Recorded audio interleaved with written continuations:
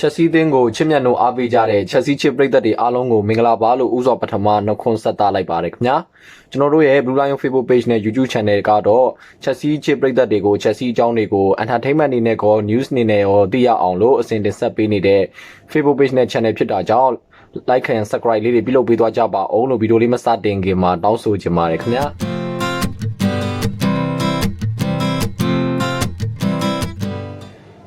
ဒီနေ့ဗီဒီယိုလေးမှာတော့ဒီနေ့နောက်ဆုံးရရှိထားတဲ့ချက်စီးသတင်းတွေကိုတဝါကြီးဖော်ပြပေးသွားမှာပဲဖြစ်ပါတယ်ခင်ဗျာဒါပေမဲ့ဒီအရာတွေကိုမဖော်ပြခင်မှာကျွန်တော်တို့လီယူတိုက်တက်နဲ့ချက်စီးသင်းရဲ့ကျွန်တော်တို့ပွဲပြီးသုံးသက်ချက်အစီအစဉ်လေးမှာ technical error လေးကြောင့်ဗီဒီယိုစာပိုင်းလေးမှာအတန်မမီတာလေးကိုတော့ခွင့်လွှတ်ပေးကြပါလို့ဥစွာတောင်းပန်လိုပါတယ်ခင်ဗျာပထမဆုံးသတင်းတစ်ပုဒ်နဲ့စတင်ရမယ်ဆိုရင်တော့ကျွန်တော်လမ်းဘက်ကဗာပြောထားလဲဆိုတော့သူ့အနေနဲ့ကစားသမားဘဝမှာလည်းချက်စီးအသင်းမှာအောင်မြင်မှုများစွာရယူပေးခဲ့တယ်သူကိုယ်တိုင်လည်းအောင်မြင်မှုရရှိခဲ့တယ်လို့ချက်စီးအသင်းကိုလည်းအောင်မြင်မှုရအောင်ဆွမ်းဆောင်ပေးနိုင်ခဲ့တယ်ဒါကြောင့်မလို့သူကချက်စီးအသင်းရဲ့အစိတ်ပိုင်းဖြစ်ရတာကိုဝမ်းသာမိကြောင်းချက်စီးအသင်းမှာအခုချိန်ထိဗျာနီးပြတယောက်အနေနဲ့သူရှိရတာကိုလွန်စွာမျက်နှိုးမိကြောင်းတန်မိုးထားကြောင်းနဲ့ဖြစ်နိုင်သူချက်စီးအသင်းမှာနှစ်တည်အကြာကြီးနေသွားခြင်းကြောင်းချက်စီးအသင်းကိုဒီထက်ပိုပြီးတော့အောင်မြင်မှုတွေရအောင်ရယူပေးသွားခြင်းနဲ့ဆိုတဲ့အကြောင်းတွေကိုအင်တာဗျူးမှာထုတ်ပေါ်ပြောဆိုထားတာပဲဖြစ်ပါတယ်ခင်ဗျာလက်ရှိချိန်မှာတော့လမ်ဘတ်ကကျွန်တော်တို့မှနှစ်ကစပြီးတော့ချက်စီးအသင်းကိုစတင်ကိုင်းတွယ်ခဲ့ပြီးတော့တကယ်ကိုလူဝယ်ခွင့်ပင်ထားရတဲ့အချိန်မှာပဲလူငယ်ကစားသမားတွေနဲ့ချက်စီးအသင်းကိုအကောင်းဆုံးတိစောက်ပေးနိုင်ခဲ့တယ်လို့ပဲလက်ရှိရာသီမှာတကယ်ပြောင်းရွှေ့ခြင်းပေါင်တန်း300ဝန်းကျင်အသုံးပြုထားပြီးတော့လက်ရှိချိန်မှာဇယားတစ်ကိုယာယီတက်လန်းနိုင်တဲ့အစီအစဉ်ထိရောက်အောင်ကျွန်တော်လီဗာပူးတို့မန်စီးတီးတို့ကို challenge လုပ်နိုင်တဲ့အထိပရီးမီးယားလိtitle challenge လုပ်နိုင်တဲ့အထိဥရောပ title တွေကိုပါ challenge လုပ်နိုင်တဲ့အထိကိုချက်စီးအသင်းကိုဘ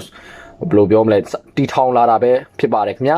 ဒါကြောင့်လမ်ဘတ်ကတော့ချက်စီးမှာအကြာကြီးနေခြင်းသွားကြောင်းထုတ်ဖော်ပြောဆိုထားတာပဲသတင်းလေးပဲဖြစ်ပါတယ်ခင်ဗျာနောက်တဲ့သတင်းပုတ်ကိုကျွန်တော်တင်ဆက်ပေးရမယ်ဆိုရင်တော့ဂိုင်းဟာဘတ်ကတီမိုဗာနာနဲ့ပတ်သက်ပြီးတော့ပြောထားတာပါဂိုင်းဟာဘတ်ကတော့သူနဲ့တီမိုဗာနာနဲ့ဟာအလွန်ရင်းနှီးတဲ့အလုံးခင်မင်ကြတဲ့တငယ်ချင်းတွေဖြစ်ကြောင်းဂျာမနီလက်ရွေးစင်အသင်းမှာလည်းသူတို့နှစ်ယောက်ရဲ့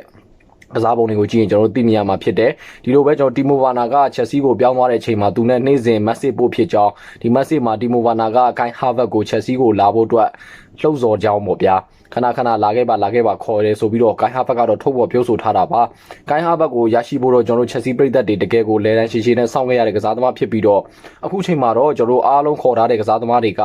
အသစ်ခေါ်ယူထားတဲ့ဒီယာဒီမှာအသစ်ခေါ်ယူထားတဲ့ကစားသမားတွေတီယာဂိုစီဘာတို့ဘန်ချီဝဲတို့ကလည်းချက်စီးတဲ့ကျွန်တော်တို့ဘယ်ချမ်းတွေမှာအကောင်းဆုံးအဝင်ငွေကြဖြစ်တယ်လို့ကျွန်တော်ညာချမ်းကဟာကန်စီယက်တို့တီမိုဗာနာတို့ကလည်းတကယ်အထိုင်ကျနေပေမဲ့ကျွန်တော်ဂိုင်းဟာဘတ်ကတော့သူ့ရဲ့ပုံစံကောင်းတွေကိုပြသဖို့တော့လက်ရှိချိန်မှာအယုံကန်နေရတာပဲဖြစ်ပါတယ်ခင်ဗျာဒီကစားသမားကိုတော့ကျွန်တော်ချက်စီးတဲ့ကပေါင်ပြောင်းရွှေ့ခြင်းကျွန်တော်တို့အများဆုံးနဲ့ပေါ့နော်ဒီယာဒီမှာခေါ်ထားတာပဲဖြစ်ပါတယ်ဒီယာဒီခေါ်ခဲ့တဲ့ကစားသမားတွေထဲမှာပြောင်းရွှေ့ခြင်းအများဆုံးနဲ့ခေါ်ထားတဲ့ကစားသမားပဲဖြစ်ပါတယ်ခင်ဗျာနောက်တဲ့သတင်းပုတ်ကတော့ကျွန်တော်လီယူတိုက်တဲ့ပွဲစဉ်မှာကျွန်တော်တို့ညာချမ်းမှာကျွန်တော်ဘန်ဖော့ကိုအကောင်းဆုံးထိန်းသွားတဲ့ကျွန်တော်တို့ရဲ့လူငယ်ကစားသမားလေးနောက်တဲ့ potential အများကြီးရှိတဲ့ချက်စီးရဲ့ရေရှည် right back မှာအများကြီး potential ရှိတဲ့အလားအလာကောင်းတဲ့ကစားသမားလေး Reed James ကလီယူတိုက်တဲ့ပွဲစဉ်မှာ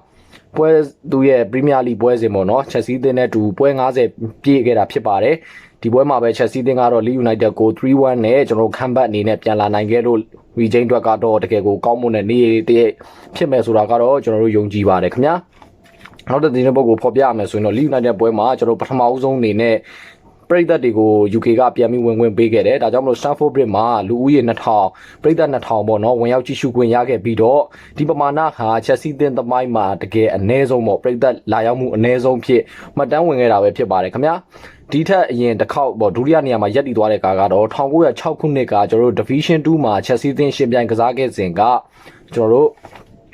Lincoln City ပေါ့နော် Lincoln လို့ပဲခေါ်မလားမသိဘူးဒီ City နဲ့ပွဲကစားခဲ့တဲ့ပွဲမှာလူဦးရေ3000နဲ့ဒုတိယအနည်းဆုံးဖြစ်ခဲ့တာပါ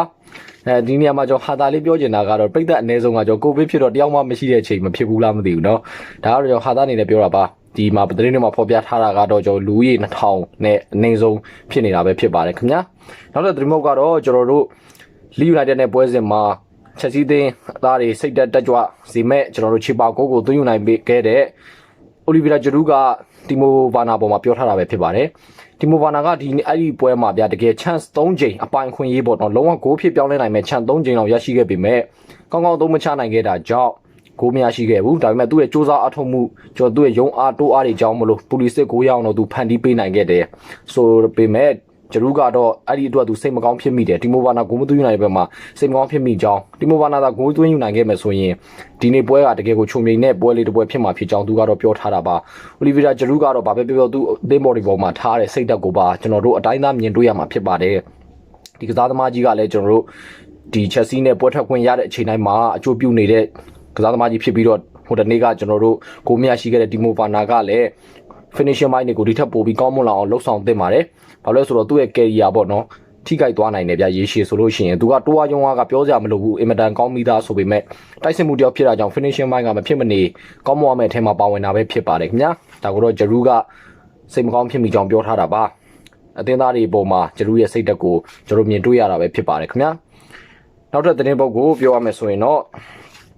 ကျွန်တော်ပြင်သစ်လက်ရွေးစင်ဟောင်းကျွန်တော် Manchester United အသင်းရဲ့ကန်ဝင်ကစားသမား Patrick Evra ကကျွန်တော်တို့သူ့ရဲ့ Sky Sport မှာလုပ်တဲ့စီဇန်လေးမှာသူပြောခဲ့တာပဲဖြစ်ပါတယ်အဲ့ဒါကပါလဲဆိုတော့ဂျရူးဆိုတဲ့နာမည်ထပ်ပြပါလဲဂျီရိုဒင်ညိုဆိုလားအဲ့နာမည်ပေးလိုက်လို့ရှိရင်ပြည်သက်တွေရဲ့စိတ်ဝင်စားမှုကိုပို့ပြီးတော့ရရှိမယ်ဆိုပြီးတော့သူကတော့ပြောထားတာပါပြည်သက်တွေတောင်းတောင်းပြောပြအားပေးခြင်းကိုခံရမှာတေးကြတယ်ပေါ့ဒီဂျရူးဆိုတဲ့နာမည်ကြောင့်တာပေါ့ပြောချင်တာကတော့ဗျာ तू ကအကောင်းပေမဲ့သူ့ရဲ့နာမည်ကြောင့်ဆိုပြီးတော့ပါအရှုံးဖောက်ထားတဲ့ပုံစံမျိုးကျွန်တော်တို့ဘောလုံးဂိမ်းတွေကစားရင်လည်းကျွန်တော်သိမှာကျွန်တော်ဆိုရင် Pro 11 game လေးကစားတယ်အဲ့ game မှာဆိုလို့ရှိရင်တကယ်နာမည်ကြီးပေါ့ဟိုပေါင်နေပတ်စံနေအများကြီးပေးဝယ်ရတဲ့ကစားသမားတွေရဲ့နာမည်တွေကိုကြည့်လိုက်ရင်ကအဲ့ဒါမျိုးရိုနယ်ဒင်ညိုတို့နော်ကျွန်တော်ဇိုလာတို့ဇီဒန်တို့ဒီနာမည်တွေပေါ့ရိုနယ်ဒိုတို့ဒီနာမည်တွေကကျွန်တော်ဈေးကြီးပေးဝယ်ရတဲ့ထဲမှာပါတယ်ဗျာဒါမျိုးကိုပြောချင်တာကျွန်တော်ဂိမ်းထဲမှာတော့ဒါမျိုးဈေးကြီးပေးဝယ်ရတယ်ပေါ့ဒီနာမည်တွေပါနာမည်ကျွန်တော်မြန်မာလိုပြောမယ်ဆိုရင်တော့ဟိုဘယ်လိုခေါ်မလဲနာမည်စားတာပေါ့ဗျာဒီလိုပုံစံမျိုးသူကတော့ပြောထားတာဖြစ်ပါတယ်သူကတော့ဂျရူးရဲ့ဆွမ်းဆောင်ရေးပေါ်ကိုချီးကျူးထားတာပဲဖြစ်ပါတယ်ဂျရူးကိုနိုင်ငံလက်ရွေးမှာကစားလို့ရှိရင်လည်းနိုင်ငံလက်ရွေးစီအသင်းမှာဂျရူးကစားရင်လည်းတချို့တွေကဝေဖန်ကြပေမဲ့ဒီလိုဝေဖန်တဲ့လူတွေအနေနဲ့ဂျရူးနဲ့တပွဲလောက်ပဲဖြစ်ဖြစ်သူကအတူတွဲကစားတဲ့ညောင်ဒီလိုသာတွဲကစားမယ်ဆိုရင်အိုလီဗီယာဂျရူးကဘယ်လောက်ထိကောင်းတဲ့ကစားသမားတယောက်ဖြစ်တယ်ဆိုတာကိုသူတို့နားလည်သဘောပေါက်သွားမှာဆိုပြီးတော့ Patrick Evra ကတော့ကျွန်တော် Sky Sport သူ့ရဲ့အစီအစဉ်မှာပြောကြားခဲ့တာပဲဖြစ်ပါတယ်ခင်ဗျာနောက်တဲ့သတင်းတစ်ပုဒ်ကတော့ဂျာဂန်ကလော့ကချက်စီပေါ်ကိုသူ့ရဲ့အမြင်ကိုပြောပြလာတာပဲဖြစ်ပါတယ်အဲ့ဒါကတော့ဗာလဲဆိုတော့ဂျာဂန်ကလော့ကဒီယာဒီကျွန်တော်ပရီးမီးယားလိထိုက်တယ်ကို channel လောက်နိုင်တဲ့အထက်မှာမော်ရီညိုရဲ့စပါးသင်းကိုစောင့်ကြည့်ရမှာဖြစ်တယ်လို့လမ်ဘတ်ရဲ့တရိပ်ရိပ်နဲ့ဒီဆောက်ပြီးတော့အကောင်းဆုံးပုံစံကိုပြသလာတဲ့ချက်စီသင်းကိုလည်းကျွန်တော်တို့ channel ထားလို့မရတော့ဘူးဆိုပြီးသူကတော့ပြောထားတာပဲဖြစ်ပါတယ်သူပြောတဲ့အတိုင်းပဲဗျာချက်စီသင်းကလည်းဒီယာဒီမှာလော့မှာတစ်ချက်ပဲရှိတော့တယ်အဲ့ဒါဘာလဲဆိုတော့အသင်းကြီးတွေနဲ့တွဲဆုံမှုမှာရက်လက်ကောင်းဖို့အတွက်ပဲဂိုးသွင်းယူနိုင်ဖို့ပဲဘာကြောင့်လဲဆိုတော့ကျွန်တော်တို့လီဗာပူးကို2-0နဲ့ရှုံးခဲ့တယ်ထားလိုက်တော့အချိန်ကြီးအကြောင်းကြောင့်ရှုံးခဲ့တယ်ကျွန်တော်မန်ယူကိုဇီးပြတေးကြသွားတယ်စပါးကိုတေးကြတယ်ဒီပွဲတွေမှာဒါကျွန်တော်တို့အသင်းကြီးတွေကိုဂိုးသွင်းနိုင်မယ်ဆိုရင်ချက်စီကဘာပဲပြောဒီအချိန်မှာလုံးဝကိုပြတ်နေပြီအမှတ်ကဒီလိုမျိုးပြောချင်တာဖြစ်ပါတယ်ဒီတစ်ချက်ကိုလာရသွားပြီဆိုတာနဲ့ချက်စီကပုံစံကောင်းကိုပိုင်ဆိုင်သွားတော့မှာပဲဖြစ်ပါတယ်အခုမနေ့ကရှင်ပြိုင်ခဲ့တဲ့လီယူနိုက်တက်ဆိုရင်လည်းမန်စီးတီးကိုအာခံကားတယ်လီဗာပူးကိုအာခံထားတဲ့အသင်းတော့လုံးဝကိုအခက်တွေ့စေခဲ့တဲ့အသင်းကိုကျွန်တော်တို့ချက်စီကဘာပဲပြောခက်ခဲတော့ကစားခဲ့ရပေမဲ့ 3-1 ဆိုတဲ့ဂိုးပြတ်နိုင်ပွဲကိုရရှိခဲ့တာအချင်းချင်းအပြည့်ချက်စီသင်းရဲ့ quality ဘယ်လောက်ထိမြင့်မားလာပြီဆိုတာကိုတော့အားလုံးပြည်သက်တွေဘောလုံးချစ်ပြည်သက်တွေအားလုံးချက်စီပြည်သက်မှမဟုတ်ဘောလုံးချစ်ပြည်သက်တွေအားလုံးသိမယ်လို့ကျွန်တော်ကတော့ယုံကြည်ပါတယ်နောက်ထပ်သတင်းပုဒ်ကိုကြည့်ရမယ်ဆိုရင်တော့လမ်ဘတ်ကကျွန်တော်တို့ပူလီစစ်ပေါ်မှာပြောပြခဲ့တာဖြစ်ပါတယ်မင်းညကဗျာကျွန်တော်တို့အရာချုံမြင်ခဲ့ပေမဲ့ကျွန်တော်တို့ခါးသီးခဲ့တဲ့ရာလေးတစ်ခုကတော့ရှိတယ်ဗျအဲ့ဒါဘာလဲဆိုတော့လူဆုံပါဝင်ဖို့အရေးကြီးနေတဲ့အချိန်မှာကျွန်တော်ဟာကန်စီရဲ့ဒဏ်ရာရရှိခဲ့တာပဲဖြစ်ပါတယ်လမ်ဘတ်ကတော့ဒီပွဲမှာပူလီစစ်ကိုမိနစ်30လောက်ပဲပေါ့ဗျာဒီဒုတိယပိုင်းလောက်မှာထည့်မယ်ဆိုပြီးတော့သူကဆုံးဖြတ်ထားခဲ့ပေမဲ့ဟာကန်စီရဲ့ဒဏ်ရာရခဲ့တာကြောင့်ပထမပိုင်းမှာလည်းကပူလီစစ်ကိုသူအသုံးပြုခဲ့ရကြောင်းပူလီစစ်ရဲ့ကစားပုံကတော့သူ့ကိုအကျဉ်းနဲ့အားရစေကြောင်းပြောထားတာဖြစ်ပါတယ်ပူလီစစ်ကတော့ကျွန်တော်ပွဲကစားကနေမကြသေးဘူးစီဗီလာနဲ့ပွဲကမှပွဲထွက်လူစင်းမှာပါဝင်လာပြီး65မိနစ်လောက်သူကစားသွားတယ်လမ်ဘတ်ကတော့သူ့ရဲ့ဆွမ်းဆောင်ရည်တွေအပေါ်ကိုကျင်းနဲ့လျက်ရှိနေရပဲဖြစ်ပါတယ်တစ်ဆက်တည်းမှာပဲကျွန်တော်ဟာကန်စီရဲ့ injury update new လေးကိုကြည့်ရမယ်ဆိုရင်ကျွန်တော်ဟာကန်စီရဲ့ဒီ injury update new ကိုတော့ update ဖြစ်အောင်ပေါ့ဗျာကျွန်တော်တောက်လျှောက်လိုက်ပြီးတော့လိုက်နေတာတေချာတဲ့ဘာကြောင့်ဘာဖြစ်သွားတယ်ပေါ့ဘယ်လောက်ထိကြာနိုင်လဲဆိုတာကိုတော့နီးပြကိုယ်တိုင်လည်းမပြောထားဘူးဗျဘယ်သတင်းတောင်မှလည်းမဖော်ပြသေးဘူးကျွန်တော်နောက်ဆုံးရရှိထားတာဆိုရင်လမ်ဘတ်ကအင်တာဗျူးမှာပြောခဲ့တဲ့အဆင့်လောက်ပဲရှိတယ်အဲ့ဒါဘာလဲဆိုတော့ဟာကန်စီရဲ့ဒဏ်ရာကပြင်းထန်မှုရှိလားမရှိဘူးလားဆိုတာကိုကျွန်တော်တို့စောင့်ကြည့်ရမှာဖြစ်ပြီးတော့ဒီသူ့ရဲ့ဒဏ်ရာကရက်ဘယ်လောက်ထိကြာသွားနိုင်လဲဆိုတာကိုကျွန်တော်တို့နောက်ရက်အနည်းငယ်အတွင်းမှာဖြေရှားမှာဖြစ်ပါတယ်ဆိုပြီးတော့ပဲလမ်ဘတ်ပြောတာရှိသေးတယ်ဟာကန်စီကတော့ကျွန်တော်တို့ဒုတိယပိုင်းတစ်ပိုင်းလုံးကိုသူရေခဲအိတ်နဲ့ဗျသူ့ရဲ့တကောက်ကျော်မှာကတ်ပြီးတော့နေသွားရတယ်ဒါပေမဲ့ဟိုတအားပြင်းထန်နေဆိုရင်တော့သူကွင်းထဲကထွက်ပြီးစိတ်ကူးသားမှုခံယူရမှာပါ ကွင်းထဲမှာထိုင်နေတယ်ဆိုတော့ဗာပဲပြောတန်ရကြီးကြီးမားမားမဖြစ်ဘူးလို့တော့ကျွန်တော်တို့မျှော်လင့်ရမှာပဲဖြစ်ပါတယ်ခင်ဗျာဒါပြင်ကိုလမ်ဘတ်ကကျွန်တော်တို့ချက်စီပရိသတ်တွေကိုဗာပြောလဲဆိုတော့ချန်ပီယံအိမ်မက်တော့မခွင့်တော့ရှိပြီဒါပေမဲ့ပြီးဆုံးမှုတော့အများကြီးလိုသေးတယ်ပရီးမီးယားလိပွဲစဉ်တွေကတော့ပြီးဆုံးမှုတော့အများကြီးလိုသေးတယ်ဆိုပြီးတော့သူကပြောထားတာဖြစ်ပါတယ်ချက်စီးတင်းကပရီးမီးယားလိဖလားကိုဆင်ကွန်နိုင်တဲ့အသင်းဖြစ်ပရိသတ်တွေပြောနေတဲ့ပုံကတော့သူကဒီလိုမျိုးပြေ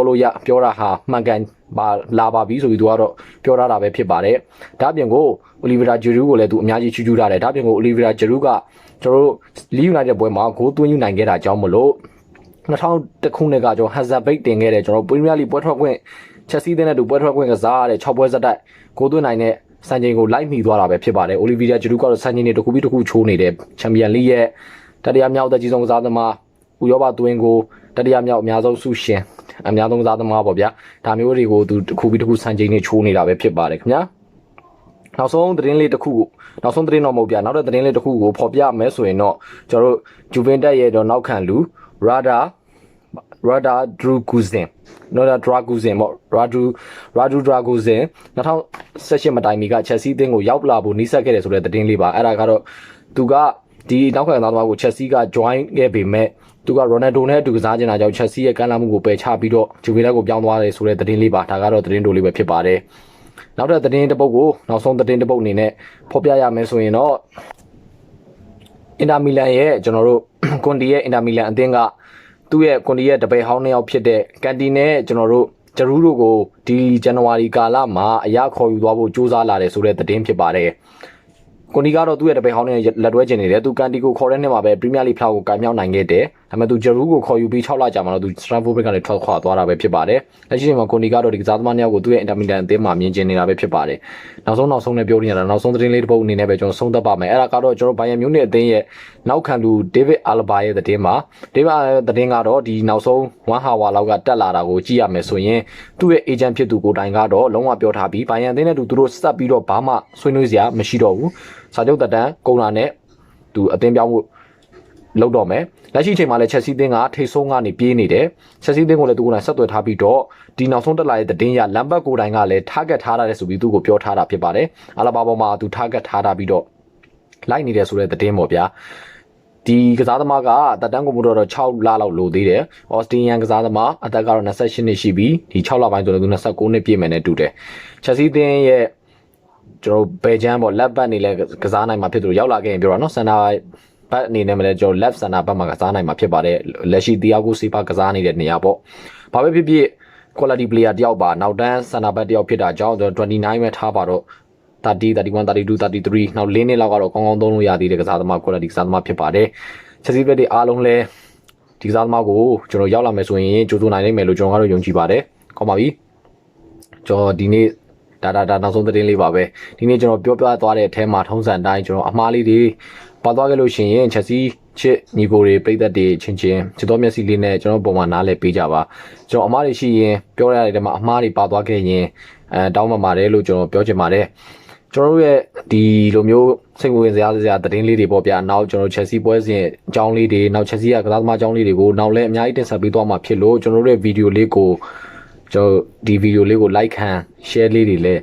အားပေးသွားကြပါအောင်လို့ကျွန်တော်ကတော့တောင်းဆိုချင်ပါတယ်ဒါကကျွန်တော်တို့ရဲ့အားတွေပဲဖြစ်ပါတယ်နောက်ထပ်ဗီဒီယိုလုပ်ဖို့အတွက်အားတွေဖြစ်တာကြောင့်မလို့ like and share လေးနဲ့ကူညီပေးသွားကြပါလို့တောင်းဆိုပါတယ်နောက်ပြီးတော့ကျွန်တော်တို့ Blue Lion page ကိုလည်းကျွန်တော် like လေး follow လေးတွေလုပ်ပေးထားကြပါအောင်လို့တောင်းဆိုချင်ပါတယ်တောင်းဆိုတာတွေများသွားတဲ့အတွက်လည်းတောင်းပါပါတယ်များအားလုံးနှုတ်ဆက်ပါတယ်ကျမ်းမာချမ်းသာကြပါစေလို့ဆုတောင်းမြတ်တာပို့သလိုက်ပါတယ်ချက်စီချစ်ပရိသတ်တွေအားလုံးလူဝင်ဆန္ဒများပြေဝကြပါစေခင်ဗျာ